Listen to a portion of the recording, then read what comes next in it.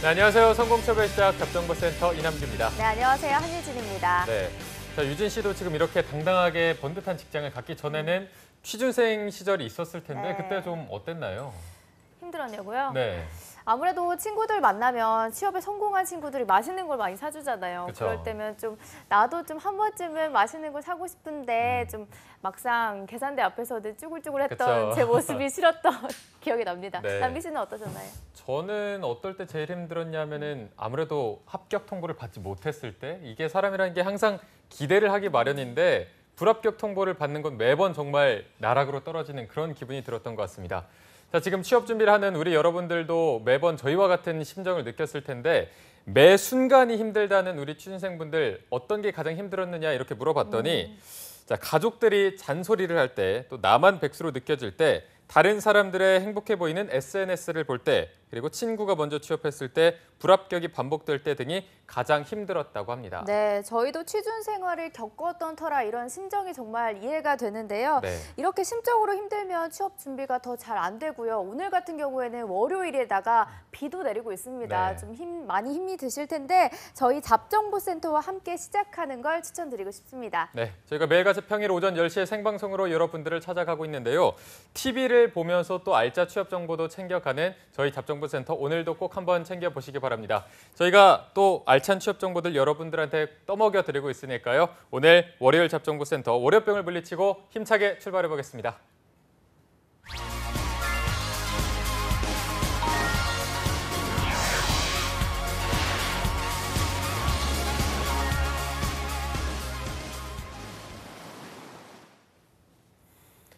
네, 채용 공고가 뜬 후에 전략을 짜면 늦습니다. 공고가 뜨기 전에 미리미리 준비를 해야겠는데요. 전문가들의 날카로운 시선으로 하반기 공채를 대비하는 여름날의 기적 시즌3 시간입니다. 네, 이번 주는 삼성기업 계열사 공채에 대해서 낱낱이 파헤쳐 드립니다. 네. 이분과 함께하면 여름방학 기간 동안 충분히 기적을 이뤄낼 수 있을 것 같습니다. 네. 삼성그룹 출신이시고요. 취업 컨설팅계의 마이다스 손입니다. 미포트 홍기창 컨설턴트님 함께합니다. 안녕하세요. 안녕하세요. 네, 안녕하십니까. 저희가 오프닝 때 저희의 쭈글쭈글했던 취준생 시절을 한번 생각해보는 시간을 가졌는데 기찬 쌤도 좀 취준생 때 힘들었던 시절이나 이럴 때가 있었나요? 저도 그 시즌 오픈 전에 굉장히 준비가 부족했었던 것 같아요. 그래서 저는 그냥 어학 점수 자체도 없는 상태에서 이제 구직 시장에 뛰어들었고 네. 저희 때는 이제 인턴이 없다 보니까 4학년 1학기 때 저는 취업이 됐는데 저는 이제 졸업하고 나서 취업하는 건 줄 알았거든요. 그러니까 그만큼이나 저도 이제 준비가 늦었죠. 그러니까 네. 구직자들도 아마 그 안개 속에 있는 친구들이 있을 거예요. 그러니까 그런 친구들은 이미 지난 시즌에 뛰어봤던 시즌을 실패했던 친구들과 좀 스터디를 운영하게 되면 조금 더 빠르게 적응이 가능하니까 그런 모임 같은 것도 좀 활용하면 좋을 것 같습니다. 네, 알겠습니다. 자, 저희가 여름날의 기적 시즌3 지난주부터 출발을 했고 오늘 또 2주째를 맞이하고 있는데 지난 시간에는 기찬쌤과 삼성전자 공채 합격 전략을 저희가 살펴봤거든요. 오늘은 이 삼성 계열사 중에 어떤 기업의 합격 전략을 살펴볼지 기찬쌤과 함께 알아보도록 하겠습니다. 오늘은 어떤 기업을 선정해 주셨나요? 그러니까 지난 시간 때 제가 전자에 이제 포커스를 맞춰서 말씀을 드렸는데 네. 그러니까 삼성그룹 공채가 아니다, 삼성전자 공채다 이렇게 얘기를 했고 실제로도 채용 규모는 전자가 압도적으로 많습니다. 네. 그럼 그럼 이제 남는 거, 그러니까 삼성에 삼성전자가 있으면 삼성 이제 후자가 있을 텐데 이 후자라고 해서 절대 무시할 수가 없거든요. 이 후자의 우선 한 축을 담당하는 건 금융권입니다. 그래서 제일금융권을 도전하는 친구들이 삼성생명, 화재 다 우리나라 업계 1등이죠. 네. 그다음에 카드, 자산운용, 증권 이런 데를 이제 두드리고요. 그다음에 이런 전자, IT 하드웨어 업계, 그다음에 이제 금융권, 그 다음은 어디냐? 여기가 이제 삼성물산입니다. 그래서 삼성물산의 지금 영업 그 매출이 한 30조 정도 하는데 CJ 그룹 매출이 한 40조 정도 하니까 네. 이게 말이 삼성 후자이지 또 어마어마한 규모를 자랑하거든요. 네. 그리고 이쪽은 문이과가 같이 몰립니다. 그러니까 무슨 소리냐면 상사, 그러니까 글로벌 비즈니스 이력이 아주 좋은 친구들이 상사 파트를 도전하고 그다음 이제 건설 파트가 있고요. 여기는 이제 토목이라든가 건축공학 했던 친구들, 그다음에 이제 또 패션 쪽으로 관심 있는 친구들, 패션 사업을 물산에서 하고 있고요. 그다음에 리조트 관련돼서 사업을 또 하고 있기 때문에 문과 학생들의 선호도가 올라갑니다. 그래서 오늘 이 삼성물산, 그다음에 또 이제 채용 시장에서 취업이 힘든 친구들이 바이오 전공 친구들인데 이런 친구들도 삼성에 도전하고요. 그러니까 여기가 바이오로직스, 바이오에피스 이 두 양사에 대해서 도전하게 됩니다. 오늘은 물산하고 바이오로직스, 에피스 관련된 기업들을 좀 알아보도록 하겠습니다. 네. 말씀해주신 것처럼 오늘은 이렇게 삼성물산의 건설 부문과 삼성바이오로직스의 채용 특징 그리고 채용 규모와 직무 등 지원 전략에 대해서 좀 전반적으로 알아보는 시간을 가져볼 예정인데요. 네. 오늘도 볼륨 높이시고 좀 집중을 해주시기 바랍니다. 네. 자, 먼저 삼성물산은 이 중에서도 이제 건설 부문에 지원하시는 분들을 위해서 먼저 합격 전략을 살펴보도록 할 텐데 네. 사실 최근에 건설업계가 많이 주춤하면서 이번 하반기에 좀 많이 뜰 것인가 우려가 있거든요. 지난 상반기는 좀 채용 규모가 어땠나요? 원래 이 건설업은 상반기보다는 하반기에 시장이 많이 몰립니다. 네. 그런데 이번 상반기에는 상반기 대비로 봤을 때는 건설업 채용이 나쁘지 않았습니다. 그러니까 건설이 워낙에 이제 업황이 안 좋을 때는 실제로 제 학생은 취업이 된 이후에 이제 입사가 취소된 케이스도 있었는데 이제 건설업이 조금씩 올라오고 있고 네. 유가가 좀 올라가면서 결국 이제 해외 플랜트 사업이 굉장히 중요한데 지금 저유가가 굉장히 오랫동안 지속되다 보니까 이쪽의 사업이 아주 안 좋았어요. 그런데 이제 조금씩은 해외 투자가 살아나고 있기 때문에 하반기 때는 건설업 채용이 좀 예전 대비, 작년 대비는 확실히 활성화될 것 같습니다. 네. 그럼 좀 확산이 된다면 채용 전망에 대해서 좀 구체적으로 어느 정도 규모를 예상하시는지 궁금하거든요. 그러니까 지금 작년에 30대 대기업들 중에서 채용 규모가 가장 늘었던 기업들을 보면 당연히 반도체 업종이 압도적이고요. 그런데 그 3등이 이제 대림이었거든요. 그러니까 대림이 이제 우리나라 대표적인 건설사인데 이제 채용이 늘었고요. 대림 산업에서 공차를 아주 엄청나게 많이 했을 때 한 세 자릿수 초반부, 한 100명 정도 채용이 있었어요. 그래서 물산 건설 파트도 한 두 자릿수가 아닐까 저는 예상이 되긴 하는데 조금 업황이 좀 좋아지면 세 자릿수까지 올라갈 수 있지 않을까 그렇게 판단됩니다. 네. 자, 삼성물산의 건축 부문을 좀 살펴보면 주요 사업 분야가 건축, 주택, 플랜트, 토목 사업 이런 게 있는데 경쟁률 면에서 보면은 뭐 이게 다 전공이나 자기 경험에 따라서 다르겠지만 경쟁률 면으로 볼 때는 뭐 이 분야가 조금 더 유리하다 이런 게 있을까요? 그러니까 건설업을 도전한 친구들은 우선 삼성물산의 건설 파트와 그다음에 삼성 엔지니어링을 봅니다. 삼성 엔지니어링이 올해 상반기 대비 해외 투자 금액의 건설사 중에서 업계 지금 1등을 지금 달리고 있거든요. 그러니까 네. 이번에는 엔지니어링도 파트가 채용이 좀 많을 거예요. 그리고 지금 사업부별로 저희가 말씀드렸는데 실제 공채는 이제 시공이냐 그다음에 설계냐 이렇게 두 가지로 나뉠 때가 있고 아니면은 그냥 엔지니어링 파트를 그냥 하나의 기술직으로 채용을 할 때도 있습니다. 그래서 내가 너무 뭐 어떤 꼭 내가 주택으로 가야겠다, 플랜트로 가야겠다 이런 식의 의사결정은 큰 의미는 없고요. 그러니까 내가 시공이라든가 설계 파트에서 업무를 진행할 수 있는 나의 업력을 얘기하는 거죠. 그러니까 토목공학 같은 경우는 이제 시공 쪽에 초점을 맞추는 거고 건축공학도들이나 또 건축학을 했던 친구들이 있습니다. 건축학은 이제 공학은 아니에요. 그런데 건축학을 전공해서 기사 자격증을 따고 또 이 필드에 들어오는 친구들이 있는데 이런 친구들은 설계를 좀 선호하게 된다. 그런데 이게 같이 그냥 채용이 흘러갈 때도 있으니까 각기 내가 어느 포지션을 봐야 될지 봐야 되고 통상적으로는 설계와 시공을 나눠서 채용을 하게 되면 지난 시간 때 제가 반도체 말씀드릴 때 설계냐 그다음에 공정이냐 설비냐 이렇게 나뉜다고 했는데 건설 분야도 보게 되면 아무래도 설계 쪽에 시공보다는 선호도가 좀 올라가기 때문에 고스펙자들이 이쪽으로 몰리거든요. 그러니까 그런 부분들을 고려해가지고 의사결정이 이루어져야 한다. 그러니까 우선 첫 번째로 고민해야 되는 건 내가 물산 건설로 가야 될 것이냐. 엔지니어링이 이번에 뜰 가능성이 크니까 이 양사 중에 어디를 초이스해야 되는지도 생각을 우선 해보고 네. 물산 건설 파트는 아무래도 이제 주택 쪽 사업을 같이 하는데 엔지니어링은 플랜트 산업에 좀 매몰되어져 있으니까 그런 부분들을 우선 고려해야 될 겁니다. 네. 나의 전공도 좀 고려를 해야 되고 잘할 수 있는 분야로 좀 지원을 하는 게 좀 첫 번째 선택이 될 텐데 네. 우리 취준생 여러분들이 좀 경쟁률 부분도 조금 많이 중요하게 생각하잖아요. 경쟁률이 좀 많이 몰리는 직무나 좀 낮은 직무는 어떤 건가요?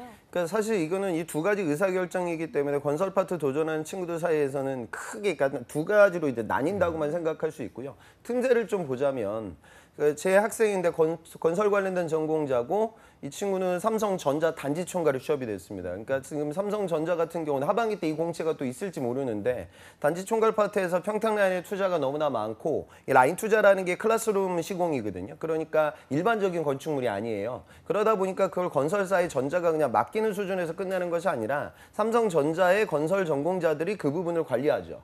그리고 제 예전 학생도 건설 전공에서 똑같이 삼성은 아니지만 하이닉스 유틸리티 직군으로 채용이 됐거든요. 그러니까 이런 틈새가 또 존재해요. 네. 그다음에 건설학도 있는 친구들이 또다시 고민해야 될 틈새가 어디가 있냐면 삼성 S1. S1은 보안 사업을 진행하는데 삼성 S1의 또 주요 산업이 이 빌딩 관리입니다. 그러니까 빌딩 관리라는 파트와 부동산 관리 업무가 수행이 되는데 이쪽으로도 갈 수 있는 건축 전공자들이 있고요. 네. 그다음에 리조트 파트에서도 가끔 가다가 이 테마파크, 어트랙션 이쪽 관련돼서 이제 건설 건설과 관련된 직군들의 채용이 왕왕 열려요. 그럼 또 여길 또 도전하게 되죠. 그러니까 네. 주 축은 이제 물산 건설과 엔지니어링으로 나뉘게 되고 이런 소소한 틈새들이 있다. 그래서 그 틈새들에 대해서는 채용 규모가 많지는 않거든요. 그러니까 나의 특수 경험이 있는지 없는지 그 유무를 보고 여러분들 의사결정해야 되고 엔지니어링과 물산. 근데 최악의 경우에는 만약에 양사 중에 하나가 안 뜰 수도 있어요. 그러면 이제 경쟁률은 2배로 올라가기 네. 때문에 건축 전공자들은 엔지니어링과 물산 건설이 모두 다 열리는 걸 학수고대하고 있어야 됩니다. 사실. 네. 자, 이게 경쟁률이 정말 높아질수록 지원자 입장에서는 본인이 가진 유리한 스펙이나 이런 걸로 좀 강점을 내세워야 될 텐데 각 직무마다 어떤 학과의 출신이 유리하다 좀 이런 게 있을까요? 그러니까 물산 전반을 보고 좀 제가 말씀드리면 우선 물산 상사 파트. 그러니까 상사는 주로 어떤 업무를 하냐면 자원 트레이딩을 합니다. 그러니까 뭐 그게 코발트가 됐든 철이 됐든 철강 재질이 됐든지 간에 그런 재질을 저가에 매입해가지고 고가에 파는 이런 트레이딩 사업을 하고요. 이 부분은 어학이 중요합니다. 그러니까 물산 상사는 사실 유학생들의 선호도가 올라가고 다양한 언어 능력을 갖고 있는 친구들. 그다음에 PT 면접 자체가 영어로 진행될 때가 있기 때문에 어학 실력이 아주 좋아야 됩니다. 그다음에 올해 상반기 독특한 건 이 상사 파트에서 프로젝트 오거나이징 사업의 공채가 열렸는데 여기는 뭐냐면 이제 자원 트레이딩뿐만이 아니라 상사 자체가 건설이라든가 이런 SOC 사회 간접 자본과 관련된 에너지 사업에 투자를 하거든요. 그러니까 여기는 이공계 중에 또 어학 실력이 아주 출중한 친구들에게 채용이 이루어진다. 그래서 이런 친구들은 물산 상사를 좀 생각해 볼 수 있고요. 그다음에 이제 패션 산업인데 이 물산 패션에서 재밌는 건 상반기 때는 디자인 채용이 거의 없는 편이고요. 하반기 때는 디자이너 채용이 있습니다. 그래서 전문 디자이너 채용이 있고 여기는 실제적으로 가는 친구들은 경력이 있는 친구들이나 삼성의 디자인 교육기관이라고 할 수 있는 사디 출신들이 또 많이 도전하게 됩니다. 그다음에 이제 물산 패션의 이제 영업. 물산 패션의 영업은 경쟁하고 있는 이랜드라든가 코오롱 다른 기업들보다 어학을 좀 높게 봅니다. 그래서 물산 패션 같은 경우에는 세븐이나 IH로 올라가야 영업 도전이 가능하다. 그다음에 물산 패션에서 상품 기획 관련된 직군들의 채용이 있는데 채용 규모는 아주 적은 수준입니다. 그래서 제가 예전에 딱 한 명 보낸 적이 있는데 이 친구도 과거 그쪽에서 인턴을 이미 했던 친구가 뚫었거든요. 그러니까 이쪽 기획 쪽은 쉽지 않을 것이다. 하지만 영업적인 부분에서 패션 채용이 있고 다른 직군들보다는 어학을 좀 많이 볼 것이다. 이렇게 생각을 하시고요. 그다음에 우리가 이제 아까 말했던 리조트 부분 이게 과거에 이제 에버랜드가 될 텐데 네. 에버랜드 관련된 부부는 채용 규모가 많지는 않습니다. 그리고 근데 구직자들이 그냥 뭐 나 에버랜드 좋아하니까 테마파크 좋지 뭐 이런 느낌으로 접근하면 안 되기 때문에 이쪽 부분에서 이번에 재학생 들어갔던 친구도 영업을 뚫었는데 특수 언어 관련된 경험이 아주 출중했던 친구가 뚫었거든요. 그러니까 요 리조트도 이제 해외 사업을 좀 생각하고 있으니까요. 네. 그런 부분에 있어서는 좀 본인의 경쟁력을 좀 가늠하고 도전을 하셔야 될 겁니다. 네. 자, 삼성물산에서 상사 쪽이나 뭐 패션 쪽도 그렇고 영업 여기서 어학이 중요한 것은 사실인 것 같은데 이게 건설 부문에서도 좀 어학이 중요할까요? 건설 부분이 이제 다른 직군들보다는 어학을 조금 더 보는 편이긴 합니다. 그러니까 왜 그러냐면 지금 우리나라 건설이 레미안이라는 아파트가 지금 새롭게 시공이 들어간 지가 정말 오랜 시간 동안 안 되고 있어요. 네. 그래서 일각에서는 과연 물산이 이거 지금 레미안 사업 하는 거야, 접은 거 아니야? 이렇게까지 생각을 하거든요. 그러니까 뭐냐면은 뭐 그런 여러 가지 뭐 정치적 이유도 있겠지만 더 중요한 거는 이제 플랜트 산업에 투자를 하고 해요. 그러니까 우리나라 건설사들은 아파트만 짓는 것이 아니라 중동 지역에 그쪽에 플랜트, 화력 에너지라든가 원자력 에너지라든가 알루미늄 공장이라든가 이런 시공 업무에서 고부가가치 사업을 시행하고 그를 통해서 수익률을 창출한다. 그러면 실제로 입사하는 친구들이 중동 현장에 가게 되거든요. 그럼 현장에 가보면 실제로 외국인 그 근로자들이 많아요. 파키스탄이나 인도 쪽에서 온 근로자들과 함께 협업을 하게 될 때가 많고 또 현장에 나가면 클라이언트들이 지금 원래 내가 너희들에게 요구한 대로 시공이 되고 있는지를 관리 감독하거든요. 그러니까 그런 감리 업무들도 수행이 되고 그러니까 해외 엔지니어들과의 코옥이라든가 협업이 상당히 많기 때문에 어찌 보면 어학 실력이 좀 필요하죠. 근데 그 부분은 이공계 수준에서 진행되는 어학이기 때문에 뭐 어학이 꼭 뭐 900을 넘겨야 된다 이런 건 아니에요. 근데 통상적인 예를 들어 지난 시간 얘기했던 삼성전자 설비 엔지니어보다는 어학적인 부분들을 조금 더 보는 편이긴 하다. 그런데 관련 전공자들이 지금 이 어학을 공부할 시간은 없으니까 스피킹은 어느 정도 지원 가능한 수준 정도로만 가고 나머지 부분은 이제 인적성, 지사 시험이 더 중요해질 것이다. 그렇게 생각해야 됩니다. 네. 네. 그리고 또 전공 쪽도 좀 살펴보면요. 아무래도 건축 부분이 이공계 지원자들에게 유리한 부분이기 때문에 인문계생들은 조금 지원을 하지 않을까 조금 걱정도 되긴 한데 이쪽에 좀 관심이 있다면 지원을 한다면 좀 유리한 직무는 어느 쪽일까요? 그러니까 물산 건설 파트에 문과 채용이 있죠. 경영 지원이라든가 영업 파트에 채용이 있는데 여기는 이제 채용 규모가 정말 적겠죠. 그러니까 전체 삼성으로 봤을 때도 너무 적어요. 그러니까 주로 문과들은 내수 쪽, 그러니까 국내 영업 파트에서 금융 쪽이라는 파트를 도전하는 친구들은 아까 제가 말씀드렸던 금융 계열사에 도전을 하고요.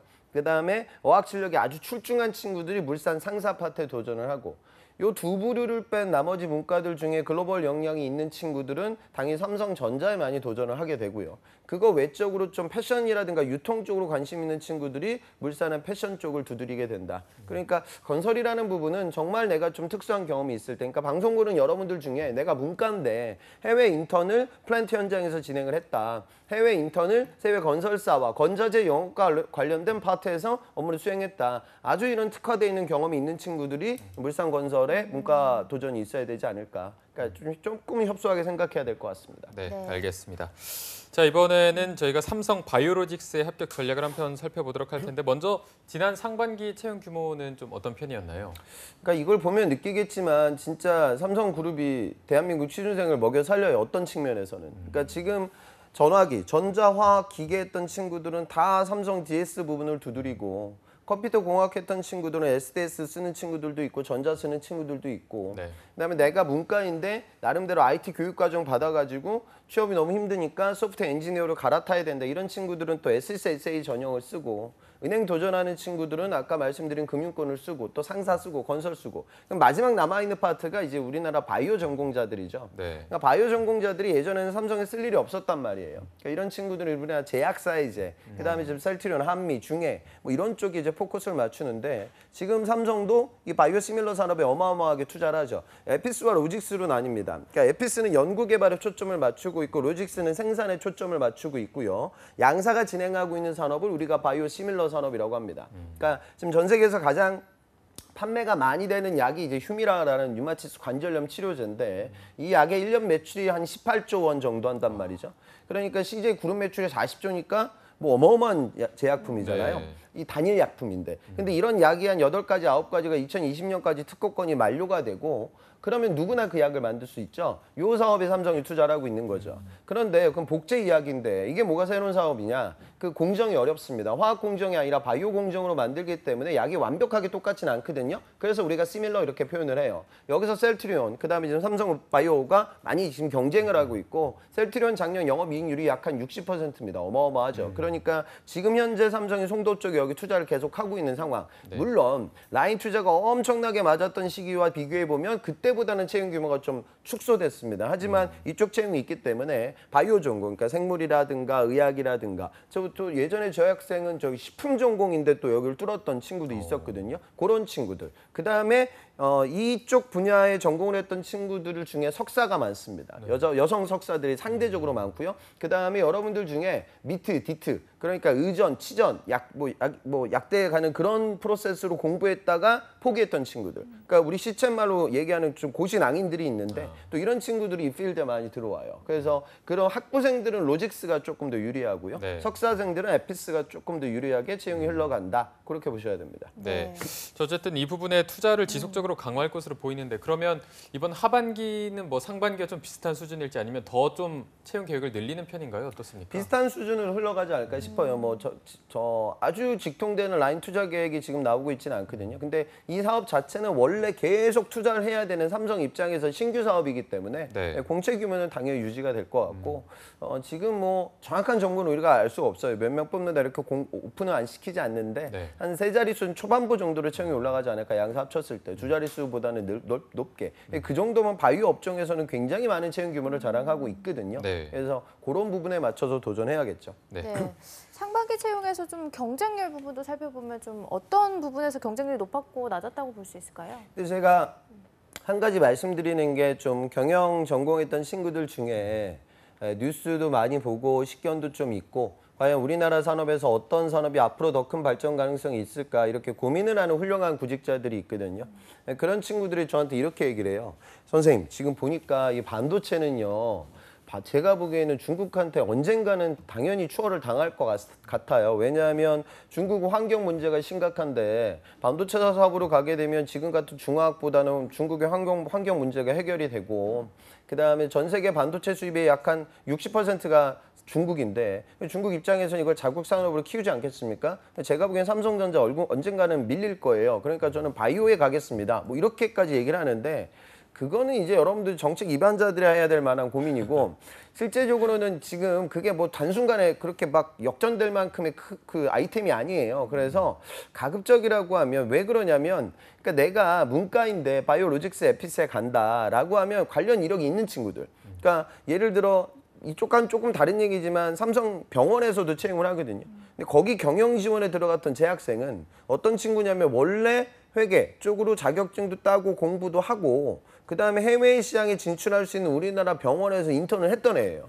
그러니까 이전 아주 특수한 친구들은 이제 그쪽으로 가겠지만 그게 없는 상태에서 그러니까 이공계가 아닌데 문과인데 바이오로직스 에피스가 앞으로 대한 삼성의 미래야? 그럼 앞으로 많이 뽑겠네? 거기 도전해야지? 이건 아니란 말이죠. 왜냐하면 공채 규모는 극단적으로 전자보다는 줄어들게 되니까. 그래서 재무나 회계 쪽을 생각하는 친구들은 우선 바라봐야 되는 건 금융권입니다. 그러니까 전자가 많이 뽑지만 삼성의 금융계열도 다 우리나라 그 각기 업종에서 거의 다 1등이에요. 그러니까 내가 생명으로 갈 거냐, 화재로 갈 거냐, 카드로 갈 거냐, 자산운용으로 갈 거냐, 증권 갈 거냐 이런 의사결정을 먼저 하고 그다음에 지금 삼성전자 말고요. 삼성전자를 제외한 삼성의 하드웨어 메이커들, 제조사들. 그러니까 지금 삼성전기라든가 SDI라든가 디스플레이도 좋아요. 그러니까 전자가 워낙 좋으니까 이게 좀 묻히는 거지. 실제로 지금 이 기업들의 실적도 엄청나거든요. 그러니까 이런데 경영 지원과 재무도 한번 생각해 보시고 그게 아닌 상 그 두 가지가 아니라고 하면은 좀 바이오 정도 보는 게 온당치 않을까. 왜냐하면 채용 규모가 너무나 적으니까. 네. 그렇게 좀 생각을 하시고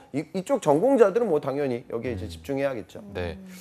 자, 저희가 그러면 직무별로 본인만의 이제 경쟁력도 필요한 만큼 이공계열과 인문계열을 조금 나눠서 살펴보도록 할 텐데 먼저 뭐 공정개발 같은 경우에는 이공계열 학생들이 많이 몰릴 건데 이공계열 학생들 중에서도 어떤 학과를 나온 게 더 유리하고 뭐 학점은 어느 정도, 어학 성적은 어느 정도 하는 그런 좀 유리한 스펙들이 좀 있을까요? 그러니까 타 직군들 대비 좀 다른 건 바이오로직스에 입사하게 되면 실제로 팀장급들이 다 외국인들이 많아요. 그러다 보니까 그분들과 소통이 좀 필요하기 때문에 특수하게 뭐 전혀 공고에 나와 있는 건 아니지만 관련 전공자들에게 면접장에서 이공계들에게 영어를 많이 물어봅니다. 그래서 그 부분을 좀 생각하셔야 되고요. 그러니까 이게 다른 회사들과 좀 다른 측면.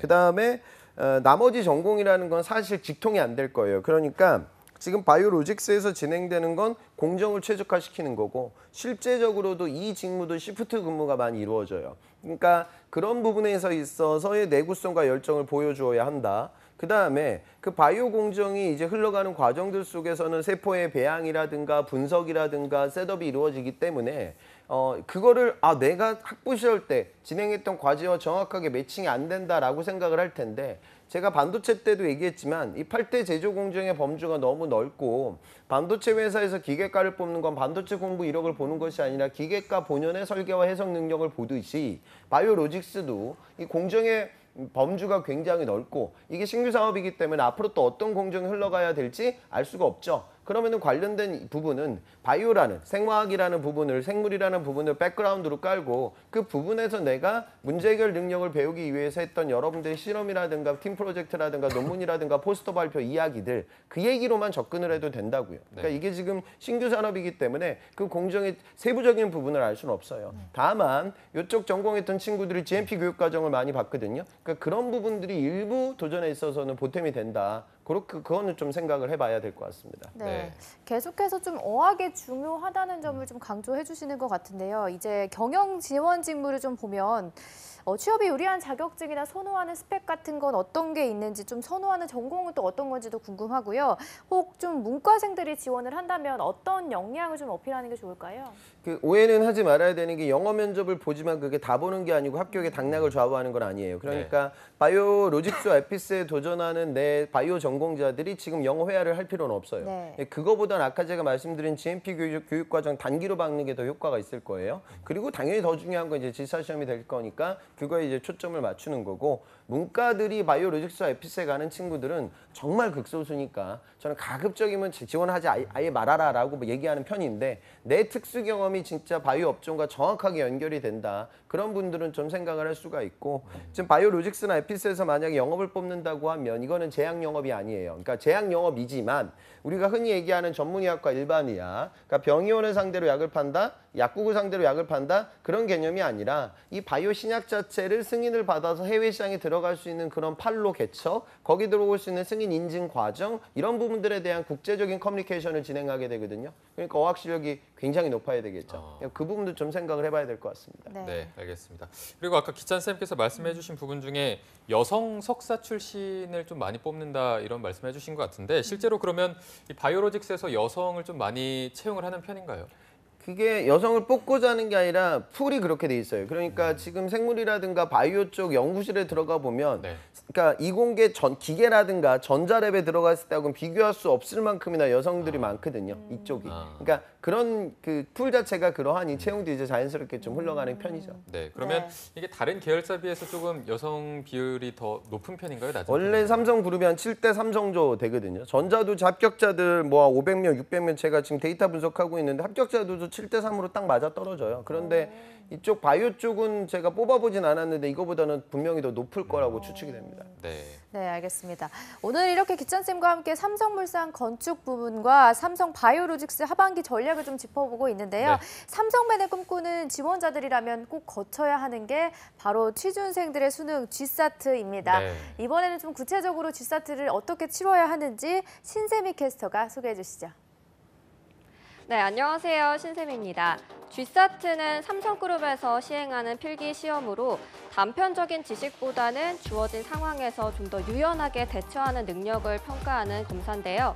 1995년 하반기 공채 때 열린 채용을 진행을 하면서 도입이 됐습니다. 구체적인 내용은 화면으로 살펴보겠습니다. 네, 취준생들이 많이 어려워하는 인적성 시험 GSAT를 자세히 살펴보면요. 총 115분간 진행이 되고요. 언어 논리와 수리 논리, 추리, 그리고 시각적 사고 등 이 4개의 영역이 출제가 됩니다. 이때 110문항을 풀어야 하는데요. 오답이 있을 경우에는 감점이 있기 때문에 빠른 시간 내에 오답을 줄여가면서 풀어내는 게 중요합니다. 그럼 이제 영역별로 살펴보겠습니다. 네, 언어 논리에서는 총 30문항 25분 동안 풀어야 하고요. 언어 선택의 적절성, 맥락 이해가 출제가 됩니다. 이때 독해 문제 비중이 높고요. 어휘 문제도 출제가 됩니다. 그리고 수리 논리의 경우는 총 20문항 30분 안에 풀어야 하고요. 기본 계산 능력과 자료 분석 능력이 평가가 되는데요. 자료 해석 문제 출제 비중이 높습니다. 이때 1차 방정식을 기본으로 한 응용 수리 문제도 풀어야 합니다. 그리고 추리 논리에서는 총 30문항 그리고 30분 안에 풀어야 하는데요. 이때는 주어진 조건에서의 논리적 사고 능력을 평가를 합니다. 이때 명제 문제 및 논리 퀴즈형 문제, 그리고 도식 추리, 도형 추리 문제가 출제됩니다. 마지막으로 시각적 사고에서는 총 30문항을 30분 안에 풀어야 하고요. 공강지각 능력을 평가를 하는데요. 블록 모양을 맞추는 문제, 펀치 문제, 그리고 단면을 보고 입체 도형을 찾는 문제 등이 출제가 됩니다. 이렇게 영역별로 GSAT를 살펴봤는데요. 고득점을 하려면 어떻게 해야 하는지 자세한 내용은 스튜디오에서 살펴보겠습니다.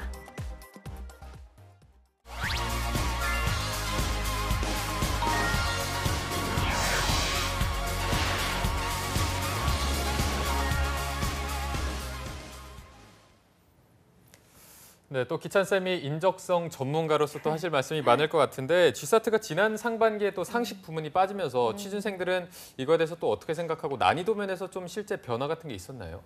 지금 물삿이라고 얘기하는데 그러니까 GSAT 시험의 난이도가 이렇게 현저하게 낮아진 게 이번이 세 번째 시즌이에요. 그러니까 여러분들이 지금 풀고 있는 문제집들 있죠? 그거는 실제 기출보다 어려워요. 그러니까 지금 나와 있는 교재들, 이 시중에 나와 있는 출판사들 종류 엄청 많죠. 네. 예, 그거보다는 더 쉽게 나옵니다.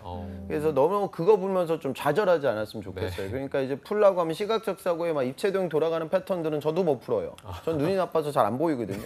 그런 거 잘 안 나오니까 우선은 긴장하지 말고 차근차근 도전해야 되고 네. 실제로 예전보다 정말 많이 쉬워졌어요. 그러니까 시각적 사고도 예전보다 난이도가 많이 내려갔고 또 상식이 나오지 않기 때문에 이공계들 입장에서는 부담이 많이 줄었죠. 네. 그래도 어차피 상대평가니까 네네. 언수치 시각적 사고 기반으로 열심히 준비를 하셔야 됩니다. 네.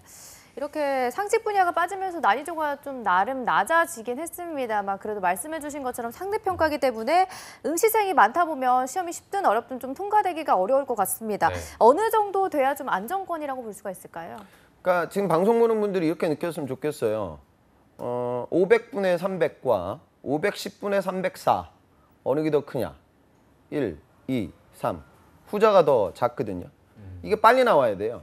그러니까 지금 제가 말씀드리는 수준의 숫자도 빨리빨리 떠오르지 않으면 그 시간 동안 자료에서 못 풀거든요. 그러니까 중요한 건 결국 나눗셈이에요. 그러니까 누가 비율 계산을 빨리 할 수 있냐 이 싸움이거든요. 그러니까 제가 아까 얘기했던 건 자 500분의 300이다. 그럼 500의 10%, 1%는 5예요. 그럼 500이 10으로 갔으니까 2% 증가했어, 분모가. 그죠?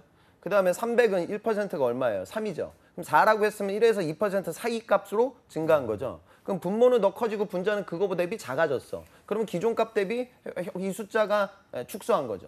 그러니까 이런 식의 어떤 숫자를 가지고 빨리빨리 계산할 수 있는 능력이 이게 되게 웃긴 건데 이 취업에서 정말로 중요해요. 그러니까 방정식 지금 자료 해석이 15문제 나오고 방정식이 5문제 나오고 이 지금 아까 제가 말씀드린 자료 해석의 이런 기본적인 팁들은 현대자동차 같은 경우에는 자료 해석 정보 추론으로 따로따로 출제가 돼요. 그러니까 수리 계산 능력의 속도가 취업에서 중요한 이유 중 왜 중요하냐면 반도체 공정에 있는 친구들은요. 불량이 터졌을 때 불량 데이터를 보고 불량의 원인을 빠르게 찾아낼 줄 알아야 되고 삼성전자 DS 영화 마케팅하는 친구들은 하이닉스의 실적 데이터를 바라보면서 얘네들이 비메모리 반도체에 어디 집중하고 있는지 빠르게 끌어낼 수 있는 인사이트, 영업 통찰력이 필요해요. 그러니까 그런 부분들에 있어서 수리 통계적인 분석 능력을 갖고 있어야 취업이 손쉬워지죠. 그다음에 추리로 넘어가게 되면 추리도 너무 어렵게 생각하지 우리 말자고요. 30문제인데 실제로 3단 논법 4문제 이거 공부하면 다 맞힐 수 있어요. 도형 추리 3문제 이거 되게 쉬워요. 다 맞힐 수 있고요. 도식 추리 3문제 패턴 정해져 있어요. 맞출 수 있고요. 언어 추리 2문제 이런 거 틀리면 죽어야 돼. 뭐 눈코입 뭐 이런 거 이거 그냥 풀면 돼. 그러면 이제 남아 있는 부분의 논리 게임이 이제 문제인데 네. 이 논리 게임에서 참 거짓 문제가 한 2-3문제 나오니까 그거는 잡아먹을 수 있고 결국 한 절반 정도가 여러분들의 이제 당락을 좌우해요. 그러니까 제가 보기에는 탈락자들의 특징은 문제를 음미하고 있거든요. 2층에 누가 있고, 뭐 3층에 누가 있고, 5층에 누가 있고, 뭐야 이거 이러면 그 시간에 때려주고도 못 풀어. 그러니까 독해를 하면서 추리는 눈으로 푸는 게 아니라 손으로 푸는 거니까 빠르게 도식화시킬 수 있는 이런 패턴들이 좀 잡혀져 있어야 돼. 이건 NCS에서도 중요한 기준이 되거든요. 네. NCS도 계속 이 문제가 출제가 되다 보니까 P셋 전형으로 바뀌고요. P셋 전형으로 넘어가게 된다는 소리는 난이도가 점점 올라가고 원래 P셋 시험이 5급 공무원, 우리 흔히 얘기하는 행시 정도 뚫을 친구들이 이제 들어가는 시험인데 이게 점점점 공기업에도 이제 확대 적용이 되고 있죠. 이 준비를 8월까지 해야 된다고요. 9월 달에 자소서 하루에 5장, 6장 써야 되는데 아까 제가 말씀드린 막 분수 계산 같은 게 눈에 안 들어와요. 그러니까 지금 남아있는 여름이 뜨거워야 된다. 그래야 이제 올겨울 어디 가서 따뜻한데 여러분들 누워있을 수 있을 겁니다. 알겠습니다. 저는 아까 기찬쌤 문제를 듣는데 저는 삼성은 못 갈 것 같아요. 저도 못 갈 것 이게 같아요. 1, 2, 3 하는데 무슨 소린가 이렇게 생각이 들기도 근데 하고. 그게 되게 중요해요. 그러니까 공부를 제가 왜 하라고 하냐면 어느 좀 문제집을 한 4권 정도 풀잖아요. 그러면 그래 뭐 내가 다 맞출 수는 없지만 한번 해봐야지 했던 거니까 이런 마인드로 보는데 공부를 안 한 상태에서 가보면 뭐 숫자가 엄청 많거든요. 그랬더니 뭐야 숫자가 엄청 많네 이러면 진짜 잘 하던 친구들도 안 돼요. 그러니까 마인드 컨트롤이 중요하기 때문에 이게 공부하라고 만든 시험이 아닌데 우리 대한민국이 다 그렇지 않아요? 그러니까 패턴들이 있단 말이에요. 그러니까 시각적 사고에 나오는 주사위 문제들 그거 숫자로 넘버링해서 풀면 다 맞힐 수 있는데 그냥 거기서 이제 느끼려고 하면 안 되니까 익숙하게 시험의 유형을 내 눈에 좀 발라놓는다? 이런 식의 노력 정도는 2달 동안 좀 여러분들 열심히 하셨으면 좋겠습니다. 네. 네. 그래서 항상 인적성 책을 많이 풀어라, 엉덩이를 좀 오래 붙이고 앉아 있으라 이런 말씀 항상 하시는 것 같은데 저희가 좀 영역별로 어떤 패턴이 있는지 한번 들어보도록 하겠습니다. 자, 먼저 논리 영역, 요거는 좀 어떻게 접근하는 게 좋을까요? 그러니까 논리 영역은 우리가 정원 3단 논법 뭐 이런 게 나와요. 모든 사람은 죽는다. 소크라테스는 사람이다. 그래서 소크라테스도 죽는다. 대전제 소전제 결론으로 나오고 여기에다가 삼성 같은 경우에는 모든 어떤이라는 조건을 넣어가지고 문제를 구조화시켜요. 그러니까 이런 문제들은 벤 다이어그램으로 좀 그리면서 문제를 푸는 게 상당히 유리하거든요. 그런 패턴들 좀 잡고요. 그다음에 도식 추리 같은 경우에는 문자 추리 패턴으로 나오는데 어떤 수가 있고 다음 수가 있는데 이 사이에 어떤 변화가 있었냐. 알파벳이나 이제 숫자 문자가 조합형으로 나와요. 그러니까 어떤 기호는 이 알파벳이 숫자가 하나씩, 그러니까 A는 B가 되고 2는 3이 되고 5는 6이 되고 7은 8이 되는 패턴의 증감 패턴을 주고 어떤 건 1, 2, 3, 4가 4, 3, 2, 1이 된다. 그럼 이건 순서가 바뀐 거죠. 그러면은 증감과 관련된 기호, 순서 변경과 관련된 기호들을 여러 개 줘가지고 각기 기호 사인이 도대체 이게 증감을 얼마 시킨 거냐, 이건 순서를 어떻게 바꾼 것이냐, 이런 추론 문제들이 출제가 돼요. 네. 그러니까 이 패턴이 있습니다. 그러니까 삼성 같은 경우에는 지금 정해진 패턴 그대로 출제가 되고 있고 각 패턴별 문항수의 변화가 없거든요. 그러니까 그런 부분을 좀 문제집을 보면서 이런 유형은 어떻게 접근해야 되고 몇 문제 나오는구나. 이 유형은 되게 유형이 어려운데 많이 나오네. 나한테 너무나 부족하네. 라고 계속 좀 문제집을 풀어보는 그런 연습이 추리 파트에서는 중요합니다. 네. 그럼 수리 논리 영역도 조금 보면 이 부분은 어떤 식으로 준비를 하면 좋을까요? 수리 같은 경우는 아까 제가 말씀드린 자료 해석은 그냥 나눗셈 계산, 비율 계산을 빨리 하는 거죠. 그러니까 문제 패턴이 두 가지가 있어요. 이건 제가 얘기하면 이거 갖고 몇 시간도 떠들어야 되는데 그러니까 이렇게 보시면 돼요. 그러니까 문제가 다음 중 2010년도에 증가율을 구하라. 라고 문제가 나오면 그건 계산하라는 거예요. 그건 장난치면 안 되고 빨리빨리 계산하면 돼. 그런데 문제가 다음 중 증가율이 가장 낮은 도시를 구하라. 증가율이 가장 높은 가수를 구하라. 이럴 때는 이건 계산하는 문제가 절대 아닙니다. 그 보기 5개를 절대 계산할 수가 없거든요. 그러면 제가 아까 말씀드린 비율의 대소 비교를 빨리빨리 해야 돼요. 그러니까 이런 문제가 중요하고 방정식은 농도 문제, 속도 문제, 증감 문제. 우리 상반기 때 나왔던 배터리 충전 문제도 제가 보기에는 일반적인 속도 문제입니다. 거속시 문제. 그러니까 속도, 농적, 일률, 비율 이런 부분들에 대한 패턴들은 중학교 수준의 연립 방정식이지 여러분들한테 인수분해 시키지 않습니다. 그러니까 그 정도의 패턴들을 좀 준비하셔야겠죠. 네. 자, 그리고 또 수리만큼 어려워하는 게 아까 말씀하셨던 추리 영역일 텐데 이 추리는 조금 어떻게 해야 쉽게 다가갈 수가 있을까요? 추리에서 아까 제가 말씀드린 부분에 좀 집중을 해서 여러분들 보도록 하시고요. 그러니까 이 추리는 삼성 말고도 모든, 그러니까 추리 영역이 안 나오는 인적성은 없어요. 그러니까 논리 구조와 관련된 부분이기 때문에 그렇게 느끼시면 될 것 같아요. 그러니까 독해 속도 자체가 좀 빨라져야 돼요. 그러니까 말은 워딩으로 나와요. 문제는 워딩으로 나오고 실제로 문제를 풀 때는 그 워딩을 도표라든가 식단이라든가 건물이라든가 배식표를 그려야 되거든요. 근데 중요한 건 기준점을 빨리 잡아야 돼요. 그러니까 야, 지금 이 상황을 보니까 1층, 2층, 3층이라고 해서 문제에서 근데 홍기찬은 3층에서 잠을 못 자. 오케이. 그럼 상황은 홍기찬이 1층에서 잠을 잘 때, 2층에서 잠을 잘 때 이 두 상황이구나. 로 라인을 빨리 그어야 돼요. 그리고 이제 문제를 이제 하나하나 넣기 시작해야 되는데 이 기준점을 못 잡으면 시간이 오래 걸리는 거예요. 그럼 이게 뭐 다 한 건지 안 한 건지 뭐 알 수가 없죠. 그래서 기준점을 빨리 잡는 데 초점을 맞추라. 그 팁부터 좀 드리고 싶어요. 네. 마지막으로 저 같은 문과생들에겐 공부의 영역입니다. 시각적 사고 영역은 좀 어떻게 준비하면 좋을까요? 시각적 사고는 풀이 방법이 있는 문제가 70%. 그러니까 전개도 문제 같은 건 풀이 방법론이 있어요. 근데 전개도도 그렇죠. 이 방송 보는 중 공부했던 친구들이 이게 와닿을 텐데 전개도를 하나 보여주고요. 그 전개도와 관련된 패턴들을 다르게 표현한 입체를 찾아라. 이건 쉬워요. 그런데 전개도만 5개를 보여주고 이 중에 다른 전개도를 골라라. 이건 되게 어렵거든요. 전개도가 많지 않아요, 여러분. 지구상에 존재하는 전개도는 11가지 전개도가 있어요. 저는 그리라고 하면 다 그릴 수도 있거든요. 그러니까 그게 머리에 들어가 있어야 된다고요. 그래야지 이제 여러분들 빨리빨리 문제를 도식화시킬 수가 있죠. 그러니까 근데 또 어떤 문제, 종이 접기 문제 이런 것들은 종이를 이제 마구마구 접거든요. 막 접어서 이걸 앞에서 봤을 때 뒤에서 봤을 때 모이는 쉐입을 찾으라고 해요. 그럼 이제 선이 사라질 때가 있고 나타날 때가 있고 이런 게 어렵거든요. 이건 사실 풀이 방법이 없어요. 이거 머리로 해야 돼요. 이거 그리기 시작하면 이제 라인이 너무 많아져서 헷갈리거든요. 그러니까 어떤 패턴은 좀 여러분들이 진짜 직관으로 하셔야 돼요. 근데 또 어떤 패턴은 풀이 방법이 정확하게 있거든요. 블럭 쌓기도 그렇고 파티클 문제도 그렇고. 그래서 그런 부분이라도 여러분들이 머릿속에 빨리빨리 좀 넣어갔으면 좋겠습니다. 그러면 이게 되나 모르겠는데 문제지를 접어서 이렇게 해보는 거는 문제집을 저보고 쫓겨나요. 그러니까 문제집을 찍거나 예. 자르거나 돌리면 안 돼. 그러니까 돌리려면 머리가 돌아가야지. 이걸 돌리시면 큰일 납니다. 그러니까 그거는 룰에 맞추셔야 되고 현대 같은 경우에는 펜도 쓰면 안 돼요. 재학생 거 펜 정말요? 쓰다가 저 잡혀갔는데 절대 그런 거 하시면 안 되니까 정해진 룰대로 삼성은 pen 쓰는 건 상관없습니다. 기업마다 좀 소소한 차이가 있습니다. 네. 혹여나 저처럼 좀 접을 생각을 하셨던 분들은 그 생각도 고이 접어두시는 게 좋을 것 같고요. 자, 저희가 시간만 있으면 정말 기찬쌤을 모시고 몇 시간 동안 특강을 좀 그러니까요. 듣고 싶은데 시간이 부족하다 보니까 조금 어떻게 이번 하반기도 얼마 안 남았고 짧은 시간 동안 점수를 올리려면 그런 팁이 존재할까요? 문제집을 한 권 풀고 나서는 서울대 기계과 나온 재학생도 기겁합니다. 선생님 이건 저하고 좀 안 맞는 것 같아요. 이거 저하고 좀 안 맞네요, 시험이. 그게 맞으면 이상한 거예요. 그러니까 한 문제집은 제가 보기에는 한 서너 권 정도는 풀어야 서너 권. 이제 감이 올라와요. 모든 시험이. 그리고 그거 한 권 풀라고 했더니 제 학생도 이거 한 달 동안 풀더라고요. 여러분들 중간고사 볼 때 중학교 산수 말고 여러분들 전공 개론서 그 어려운 거 3일 만에 독파했던 여러분들이에요. 오늘 월요일이잖아. 이 방송 보고 나도 저거 한번 해봐야지. 그 문제집 사갖고 도서관 들어가서 풀기 시작하면 금요일 전에 다 풀어요, 한 권. 그러니까 그런 패턴으로 좀 정리하시기 바랍니다. 네, 네. 알겠습니다. 오늘 이렇게 삼성 기업에 대해서 알아봤는데요. 삼성맨을 꿈꾸면서 하반기 공채 도전을 하고 있는 지원자들에게 문제집을 많이 풀어봐라라고 하실 것 같지만 그래도 마지막으로 신의 한 수를 주신다면 그러니까 지금 풀 때 시간 재고 푸는 게 제일 중요해요.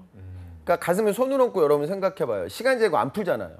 시간 재고 한 번도 안 풀어요. 그리고 시험장 가서 시간이 부족하다라고 투덜투덜 거리는 구직자들이 제가 보기에는 7할 이상이에요. 그러니까 제발 부탁인데 시각적 사고 이런 것들도 시간 안 주면 다 맞추지고 못 풀 사람 없어요. 그러니까 꼭 좀 시간 재고 푸는 연습. 그걸 혼자 못 한다고요. 왜? 우리는 멘탈이 약하니까. 그래서 스터디하는 거야.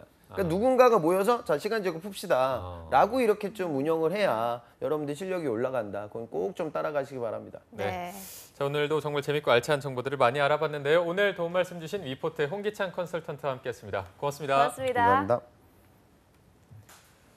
네, 잡정보센터 1부에서 준비한 내용은 여기까지고요. 잠시 후 2부에서는요. 신세미 캐스터와 함께하는 일자리 방방곡곡이 준비되어 있고요. 네, 그리고 오랜만에 찾아온 코너입니다. 취준생들을 위한 발빠른 뉴스를 전해드리는 취업인 뉴스도 준비되어 있습니다. 네, 어디 가지 마시고요. 채널 고정!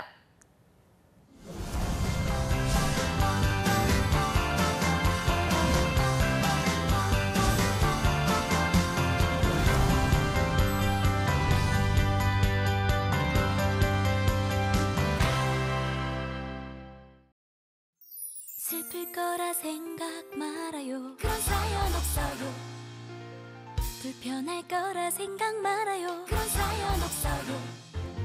힘들 거라 생각 말아요. 그런 사연 없어요.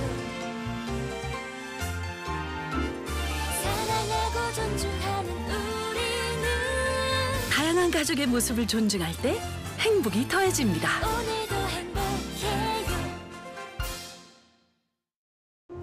이번 것만 잘 부탁해. 그리고 저 괜찮아 이 사람아. 하지 마. 봐도 안 되는데. 안 되지. 받겠습니다.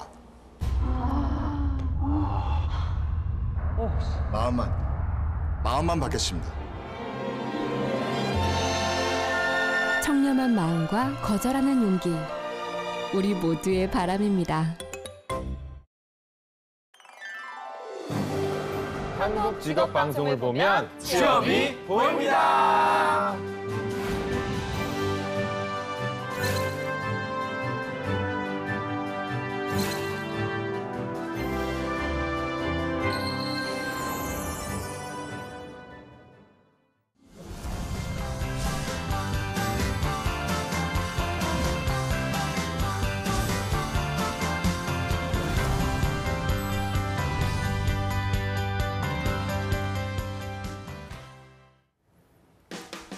네, 성공첩의 시작 잡정보센터 2부의 문을 또 활짝 열어봤습니다. 저희가 2부에서는요. 전국 각지의 생생한 채용 소식을 만나보는 일자리 방방곡곡이 준비되어 있고요. 네, 그리고 취준생들이 꼭 알아두면 좋은 뉴스들만 골라서 전해드리는 취업인 뉴스도 준비되어 있습니다. 먼저 일자리 방방곡곡부터 바로 만나보시죠.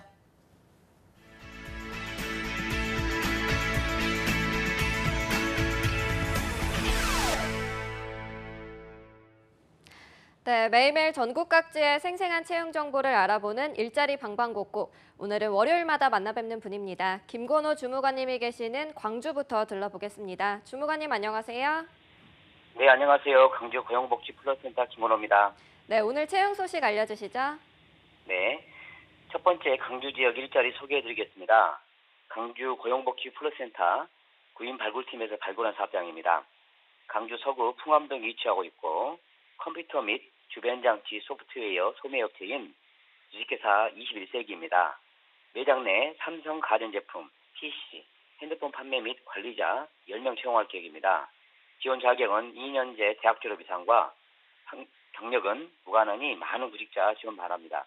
청년 및 여성 구직자 우대한다고 하니 참고하시기 바랍니다. 급여는 월 183만 원부터 시작하고 면접 후 협의 가능합니다. 접수 마감은 7월 13일 이번 주 금요일까지입니다.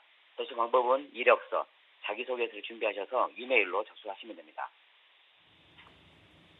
네, 판매 및 관리자 10명을 채용하는 구직건입니다. 경력이 무관하니까요. 많은 지원 바라겠습니다. 주무관님 바로 다음 소식도 알려주시죠. 네, 두 번째 전남 지역 일자리 소개해드리겠습니다. 역시 구인 발굴팀에서 발굴한 사업장입니다. 전남 여수시 둔덕동 위치하고 있는 회전기계 장치 및 제작, 정비, 제조업체인 퍼시픽 기계기술 주식회사입니다.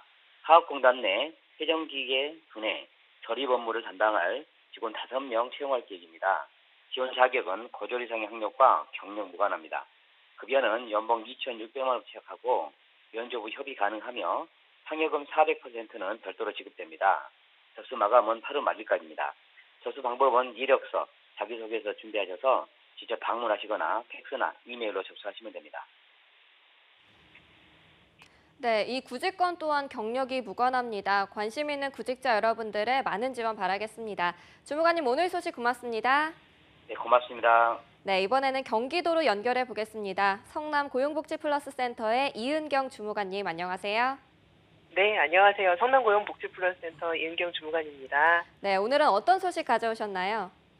네, 저희 성남 지역 일자리 정보 소개해드리겠습니다. 먼저 소개해드릴 기업은 구주기술 주식회사입니다.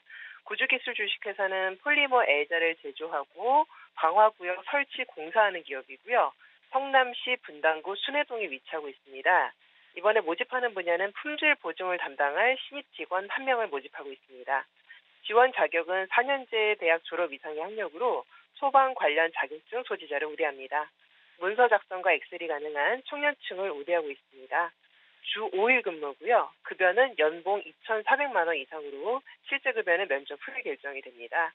모집 기간은 채용 시까지고요. 이력서와 자기소개서 졸업증명서를 담당자 이메일로 접수하시면 됩니다. 자세한 내용은 워크넷 채용 정보를 확인하시기 바랍니다. 네, 채용 시 마감되는 구직건이니까요. 관심 있는 구직자 여러분들은 빠르게 지원하셔야겠습니다. 주무관님 바로 다음 소식도 알아보겠습니다. 네, 두 번째로 소개해드릴 기업은요. 주식회사 현대제이콤이라는 기업입니다. 주식회사 현대제이콤은 유무선 통신장비 및 보안장비를 제조하고 개발하는 기업이고요. 성남시 주원구 상대원동에 위치하고 있습니다. 이번에 모집하는 분야는 SMT 오퍼레이터 신입 직원 1명을 모집합니다. 산업기능요원으로 병역 승리 대상이 되실 수도 있고요. 지원 자격은 고졸 이상의 학력으로서 전기 전자 분야 전공자를 우대하고 있고요. 전기 기기 기능사 자격증 소지자를 우대하고 있습니다. 군 전역 간부 또 청년층도 우대하고 있습니다. 주 5일 근무고요. 급여는 연봉 2,400만 원 이상 최대 3,300만 원까지 면접 후에 결정이 됩니다. 모집 기간은 좀 서두르셔야 될 텐데요. 7월 17일까지입니다. 이력서와 자기소개서를 담당자 이메일로 접수하시면 됩니다. 자세한 내용은 워크넷 채용 정보를 확인하시기 바랍니다. 네, SMT 오퍼레이터 신입 직원 1명을 채용하는 구직건입니다. 모집 기간이 얼마 남지 않았으니까요. 빠르게 지원하시기 바랍니다. 주무관님 오늘 소식 고맙습니다. 네, 고맙습니다. 네, 지금까지 일자리 방방곡곡 전라도와 경기도의 채용 정보 알아봤습니다.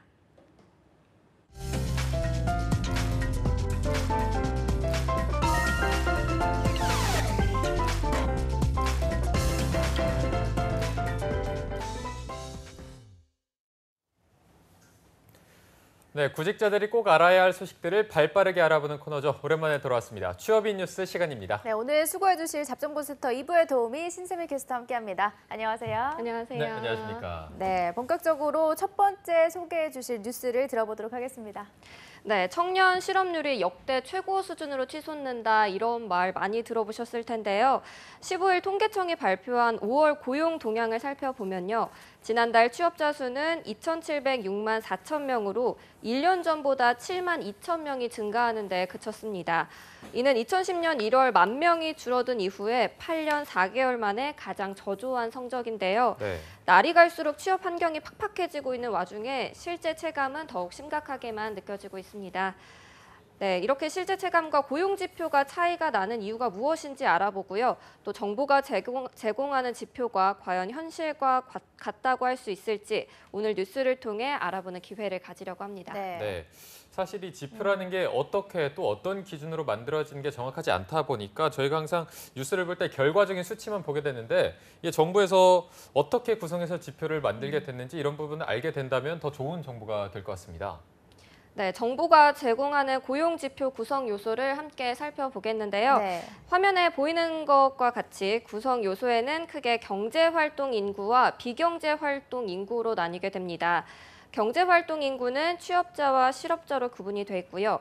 비경제활동 인구는 잠재 취업 가능자, 잠재 구직자, 그 밖에도 비경제활동 인구 등으로 구별해서 결과를 만들어내고 있습니다. 네.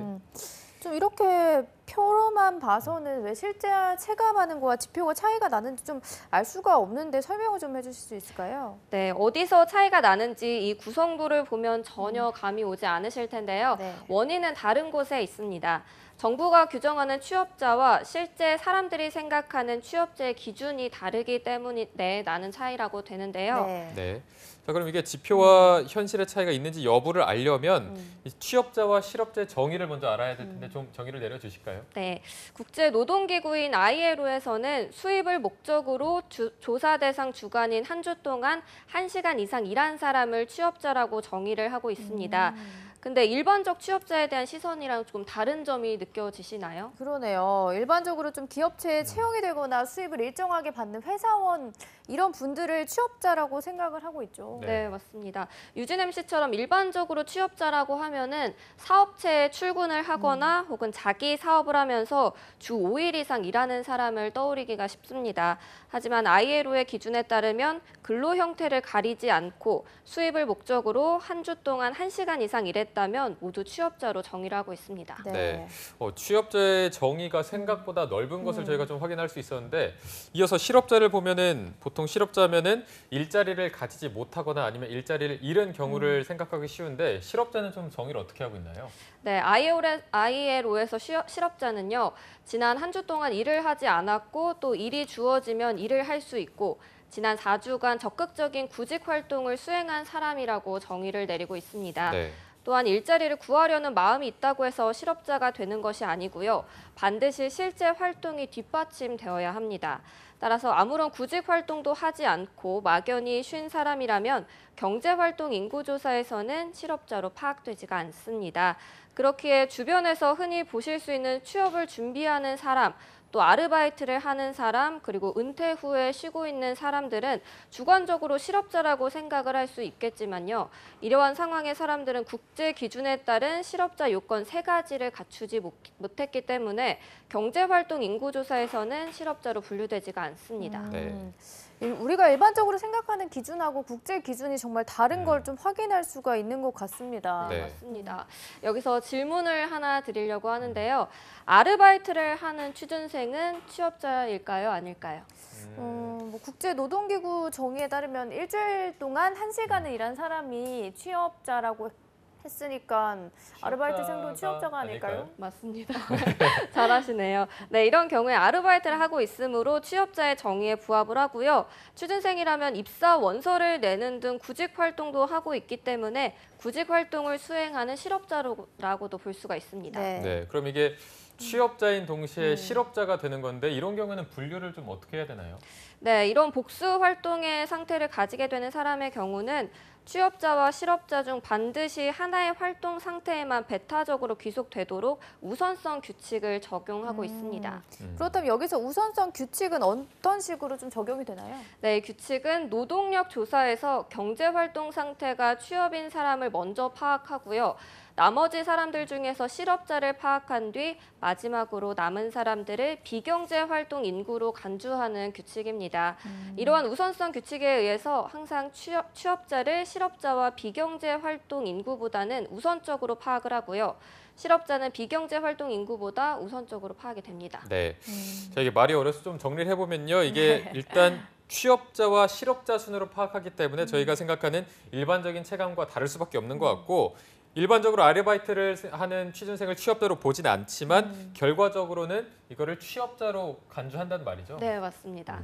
그렇기 때문에 이 같은 통계 작성법을 두고서 일각에서는 아르바이트도 취업자로 넣는 이 정부의 지표가 현실을 반영하지 못하고 또 취업률만 높이는 통계라면서 거짓 통계라는 비판의 소리가 나오고 있습니다. 네. 네. 자, 그럼 이어서 바로 두 번째 뉴스도 한번 알아볼까요? 네, 앞서 말씀드렸다시피 청년 실업률이 역대 최대치를 기록을 하고 있는데요. 이 최악의 청년 노동시장 상황에서 기업의 복잡한 채용 과정과 또 모호한 채용 기준이 취준생들을 혼란스럽게 하고 있습니다. 네, 대충 어떤 게 감은 오는데 좀 대표적으로 어떤 게 꼽히고 있나요? 대표적으로는 자소서와 인적성이 꼽히고 있는데요. 먼저 자소서의 경우는 대부분의 대기업의 경우 공개 채용 시 자기소개서와 이력서를 요구하고 있습니다. 네. 몇만 명에 달하는 많은 지원자들을 한 번에 비교하기 위해서 기업마다 고유의 문항을 정해놓는 경우가 많습니다. 네, 맞아요. 이렇게 고유한 양식의 자기소개서 때문에 취준생들의 부담이 조금 더한 것 같습니다. 네, 그렇죠. 한 취준생이 취업포털 카페에 올린 글을 보면요. 이 부담감을 더욱 체감을 할 수 있는데요. 네. 서울 소재 4년제 대학 경영학과를 다닌다고 밝힌 취준생 A씨는 2013년 상반기 때 30개, 그해 하반기에는 70개의 자소서를 썼습니다. 근데 전부 탈락을 하고요. 다음해 상반기에 150개의 자소서를 써서 결국에는 한 외국계 기업에 합격을 했다면서 이 취업은 확률 게임이다. 따라서 자소서를 많이 넣을수록 확률이 높아지는 것 같다고 했고요. 26살 취준생 B씨도 기업들이 구직자들에게 자소서 희망 고문을 하고 있다며 외국계 기업의 경우는 통일된 양식의 이력서를 사용한 다음에 면접에서 왜 우리 기업에 지원을 했는가 이런 질문들을 하는데요. 서류에서 떨어진 이유도 알려주지 않으면서 기업마다 2,500자에 달하는 자소서를 요구하는 한국 대기업들의 채용 행태가 취준생들을 더욱 힘들게 한다고 주장하고 있습니다. 네, 자, 저희가 실제 사례까지 살펴봤는데 사실 인적성의 경우에는 학원에 의지하는 경우도 굉장히 많은데 학원인이 또 비용 지불도 굉장히 많이 나가지 않겠습니까? 네, 그렇죠. 아무래도 인적성 공부를 갈피를 못 잡고 있는 상황에서는 취준생들이 비싼 돈을 지불을 하고 사교육에 의존을 할 수밖에 없는데요. 한 취업스쿨 관계자는 올해 채용 과정의 변화를 대비하려는 수강생들이 개강 이틀 만에 1,000명을 넘었다고 했습니다. 얼마나 많은 분들이 이 인적성의 부담을 느끼고 있는 것인지 밝혀주는 사례이기도 합니다. 네. 자, 저희가 실제 사례와 학원의 반응까지 살펴봤는데 저희가 이전에 높은 취업 준비 비용에 대해서 이야기를 나눠본 적이 있거든요. 아무래도 많은 취준생분들이 여러 가지 측면에서 힘들 수밖에 없을 것 같은데 오늘 이 소식을 전해준 책임자로서 좀 응원의 한마디 부탁드리겠습니다. 네, 아무래도 원하는 것들은 점점 많아지고 있는데 취준생 여러분들이 거기에 맞춰가는 게 참 힘든 것 같습니다.